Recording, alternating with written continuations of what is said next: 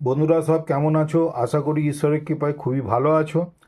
আজকে তোমাদেরকে আমি ডিলিরিয়াম নিয়ে কয়েকটি মেডিসিনের সিমটমস নিয়ে আলোচনা করব। এর আগের ভিডিওতে ডিলিরিয়াম কী এবং তাতে কোন কোন ওষুধগুলি খুব ভালো কাজ করে সেটি বলেছিলাম।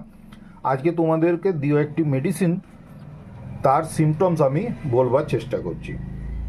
যেমন অ্যাক্টিভ ডিলিরিয়ামের ক্ষেত্রে বলেছিলাম বেলেডোনা। এই বেলেডোনা ওষুধটি কিন্তু ভীষণভাবে অ্যাক্টিভ ডিলিরিয়ামের ওষুধ।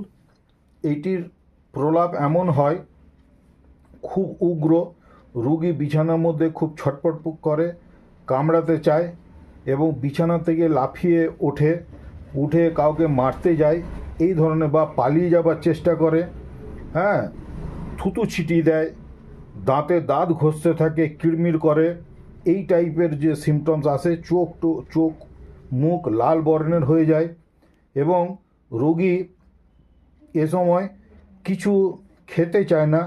খেতে গেলে যেন তার উপসর্গগুলি একটু উপশম হতে পারে, কিন্তু তবুও সে খেতে চাইবে না।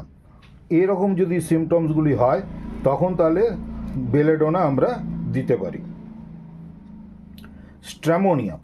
স্ট্র্যামোনিয়াম এইটিও কিন্তু খুব, যেটিতে অ্যাক্টিভ ডিলিরিয়াম দেখতে পাওয়া যায় এই ওষুধটিতেও। এই স্ট্র্যামোনিয়াম রোগী অনেকক্ষণ পর্যন্ত প্রায় একঘেয়ে ধরনের বকবক করতে থাকে, নানা প্রকার অঙ্গভঙ্গি করতে থাকে, এবং কিছু কিছু লোক এরকম সিমটমস প্রদান করে যে আলো ভালোবাসে, আলো চায়, আবার তাকে বকুনি দিলে যেন আরও তার সেই ডিলিরিয়ামটি যেন বৃদ্ধি পেয়ে যায়, বিকার অবস্থাটা যেন বৃদ্ধি পায়।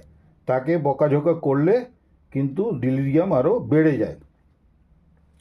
এটিতেও চোখ লাল বর্ণের থাকে, কিন্তু মুখের রং একটু লাল বর্ণেরই থাকবে, চোখগুলি ছলছল করবে এবং উন্মাদের মতন দেখতে মনে হবে। তো এই ছিল ছোট্ট প্রয়াস আমার দুটি ওষুধের ডিলিরিয়াম সিমটমসটি কেমন হয় বোঝাবার জন্যে। এটি তোমাদের কেমন লাগলো একটু আমাকে কমেন্ট করে জানাবে।